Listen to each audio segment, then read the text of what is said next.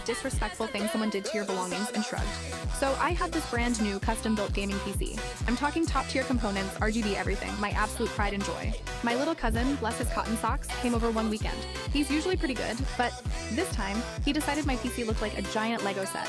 I walked in to find him trying to upgrade my graphics card with a butter knife. A butter knife.